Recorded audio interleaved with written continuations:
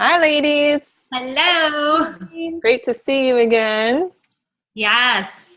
Jen and I are matching colors. Very nice. So welcome, everyone. This is Tone It Up Tuesday. I'm Justine Sanfilippo, health coach, nutritionist, and author of the book, Lose Your Inches Without Losing Your Mind, available at happyhealthypeople.com and Amazon. And I have Jen and Kajenwa here following my program, and they are of Dash Public Relations out on the East Coast. So, ladies, we're in week 8. This week we're going to be talking about cravings, binging, and other foes of losing your inches. And last week we chatted about fitness, and you each had some goals. I think Jen was going to be doing more of the bar method workouts and building up your stamina. And Kajenwa, you were focusing on the abs and thighs of fitness and in your gym. And also, I know like last time you guys were a little bit got off track just because of life. And so I'd love to hear from each of you, how things are going this week and if things are going a little bit better. Yeah, this week has been so much better. I've really just been paying more attention to everything because I don't want to feel crappy again. And it's been a great week. I've been eating much better. I've been getting much more exercise in, and we are back on track. So it's okay to fall off. It happens. We're real people. We're telling you like it is. So don't feel bad if it happens to you. Just get back on and keep on going. Love that. That's true. If you get off, it's okay. We're not perfect. We're human. I like the phrase, we're perfectly imperfect. So we're never going to be 100% perfect. Yeah, though we try, right? Though we try, especially those of you who are out there who are holding down the job or the home front or just managing a lot of things at once, including the kids, the dog, the family.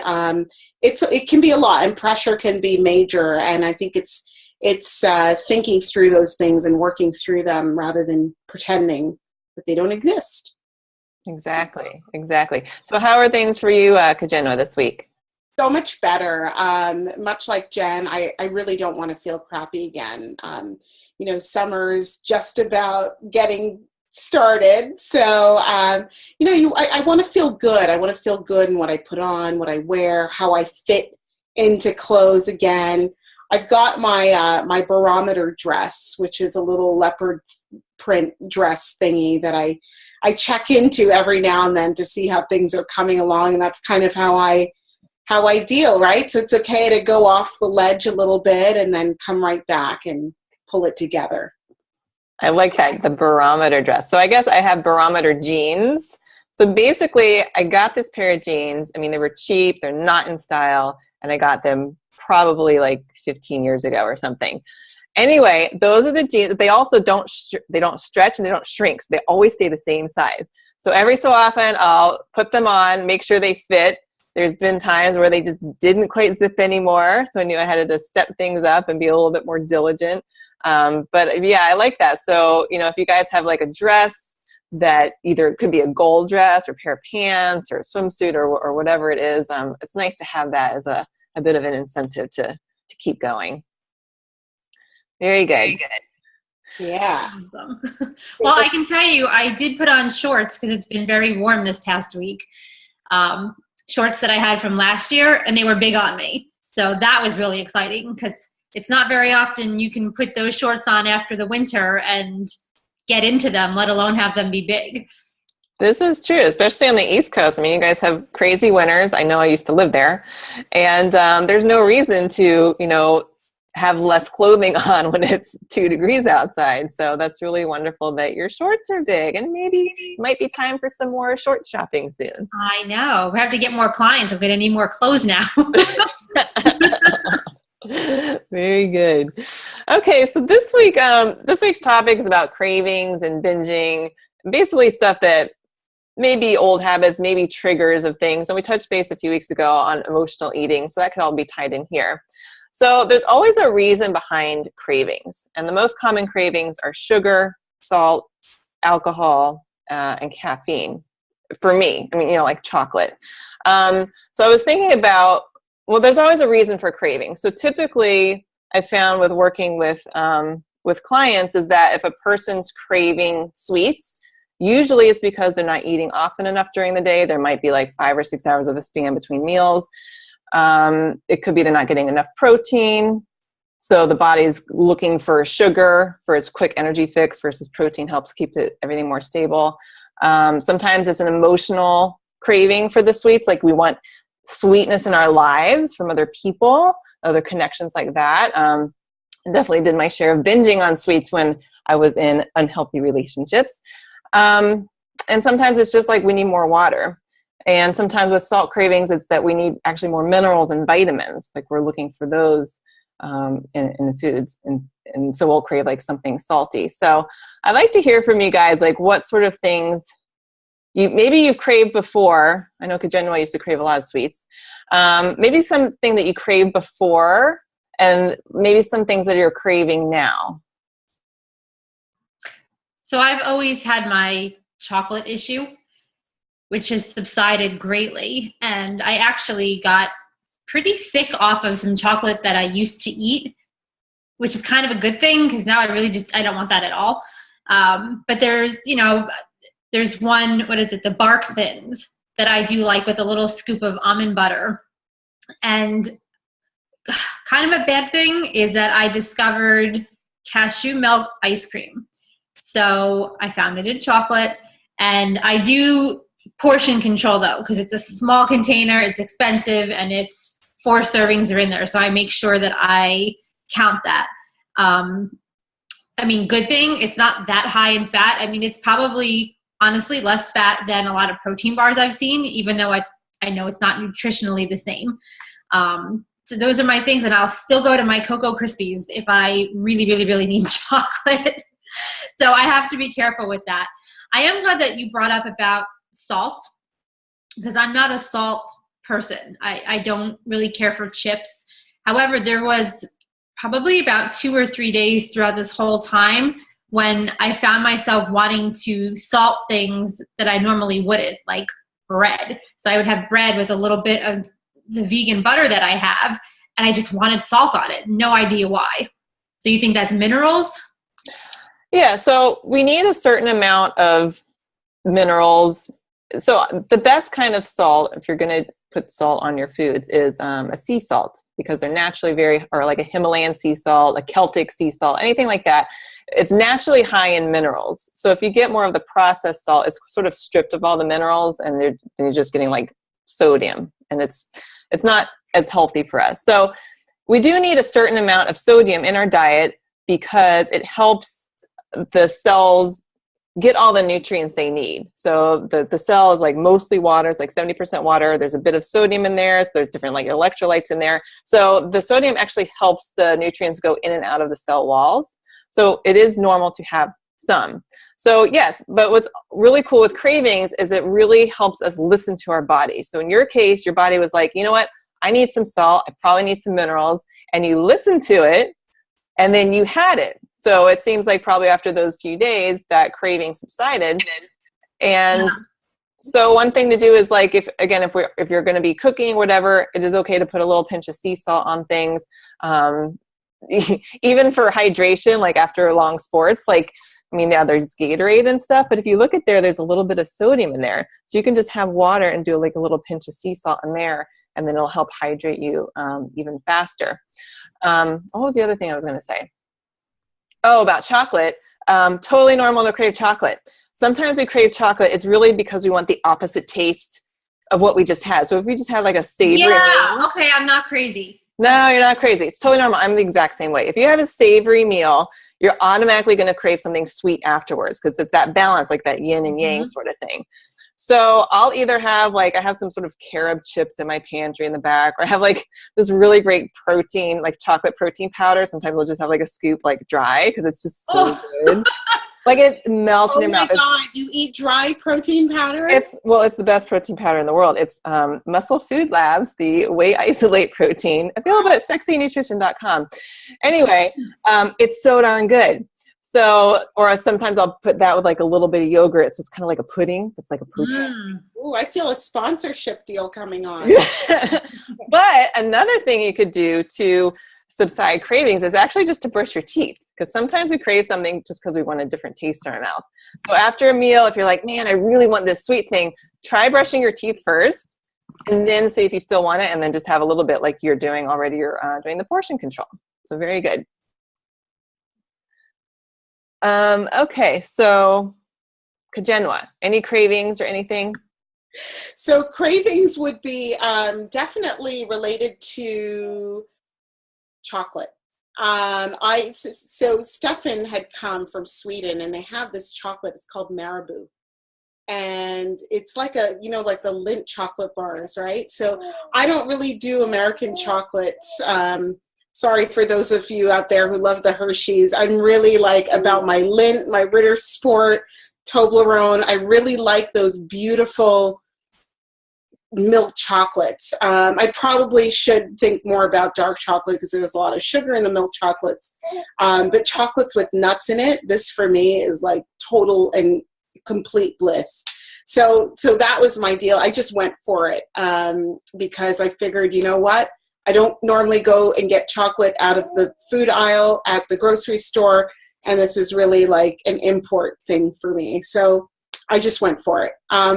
Luckily, we learned in episode 6 that it's okay to give into your hamburger need, and that red meat craving is solid every now and then, especially around certain times of the month. You just need that. It's like a sanguine thing almost. You need to fulfill that craving. So for me, it can be meat, chocolate, wine for sure. I mean, they know me at the wine store, so that's where I'll be. You know what I mean? That's where I'll be. And especially, and for those of you who are kind of, who just come from having babies, you couldn't drink for a while. So it's almost like that need is then amplified sometimes when you've just come off from antibiotics or something like that. So. Yeah, so here's an interesting thing about alcohol that you brought up. So alcohol breaks down the system as sugar. So I've noticed this in my past. I mean, I barely drink now. Like if I have a glass of wine, I'm totally done. Just forget about it.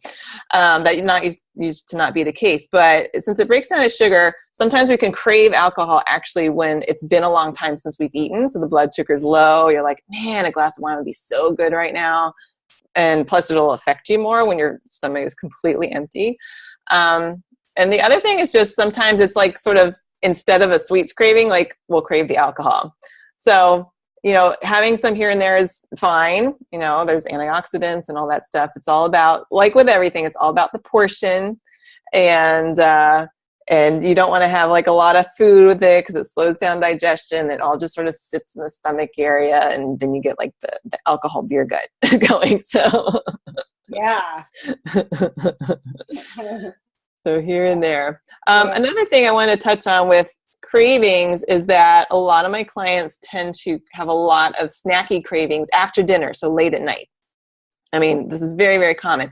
And the reason is, it's always fascinating, but it's always so simple, is that typically this sort of client would have skipped breakfast or like just had coffee, had a very tiny lunch, and then they get home, they're hungry, maybe they're making dinner, they eat dinner, and then that's when the snack craving hits. And that's because during the whole day, they didn't eat enough food.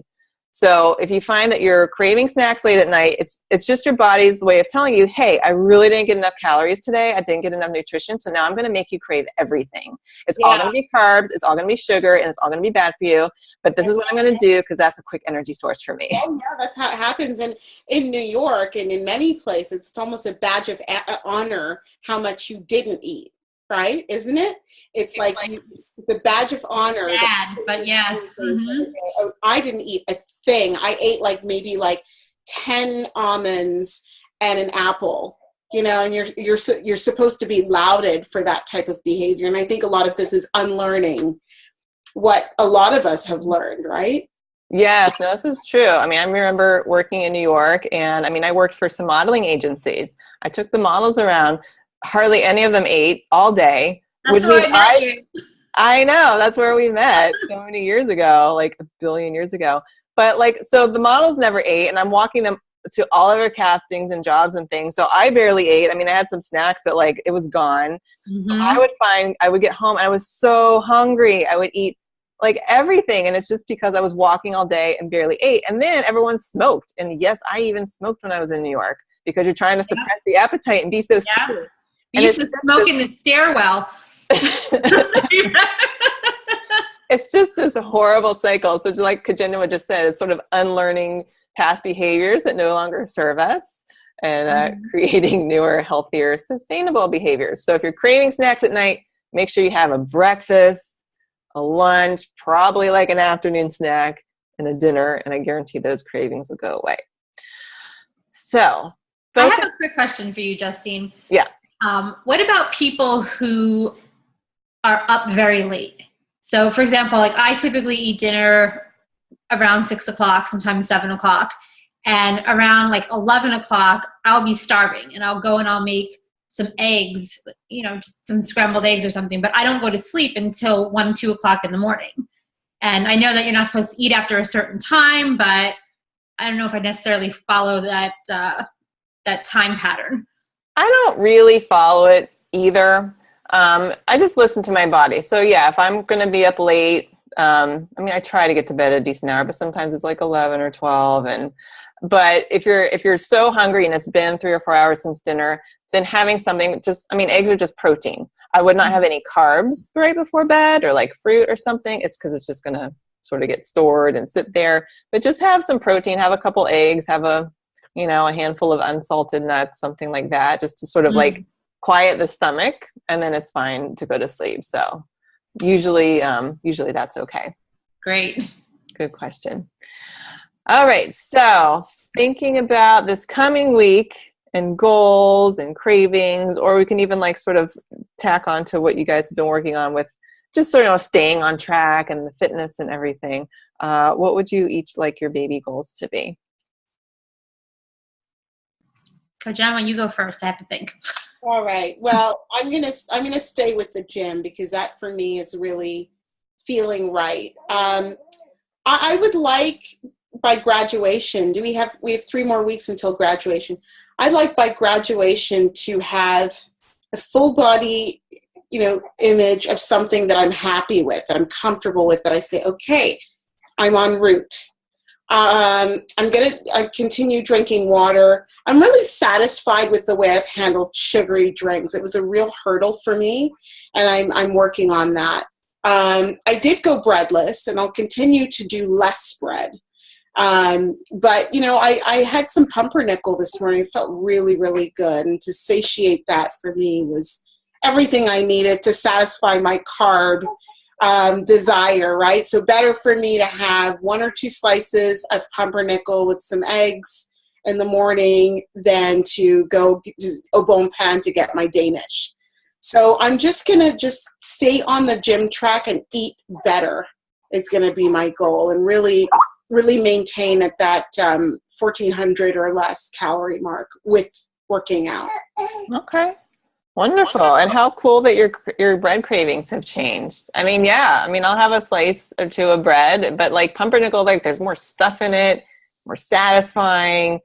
A great tip too, if you make toast, is like spread some avocado on top. Yeah. With the eggs. The egg and then a little tomato. Oh my God, we're going to have to do some recipes, some recipes. Yes. Very nice. All right, Miss Jen, have you had time to think? Yes. So I think it's time now that I add another bottle of water to my daily routine. So we're going from 2 to 3, and that was from 0. And I think I'm going to join you, Kajenna, in downing the carbs. I might be evil this week, but I'm going to try to down the carbs. We're Italian. That's what we do. We eat the carbs. We have to. They're going to kick me out. They're like, what? Spaghetti sauce and no noodles? What's wrong with you? So, Jen, what are some carbs specifically you think you want to reduce a bit? Oh, bread. I got to have bread all the time. With everything I eat, there's always some form of bread associated, or rice. So I'm going to try to just narrow that down. Maybe I'm going to start cutting out maybe like 1 a day. And then maybe by midweek, I'll do like 2 a day, because I will kill somebody over my bread. Okay. So reducing slowly. Okay. And I'm finding that like a soup with a dinner, I have this really cool cauliflower cauliflower and broccoli soup that I make, and there's hardly anything in it. Some olive oil and some pepper and some thyme, and then you blend this. It's lovely. It's good fiber with meat. Yeah. Cool. All right, good. Well, that's week 8. Oh, last little tip I was going to say is that it takes about 20 minutes to feel full. So if people find that they're, having cravings, just eat slower. Like enjoy the pumpernickel.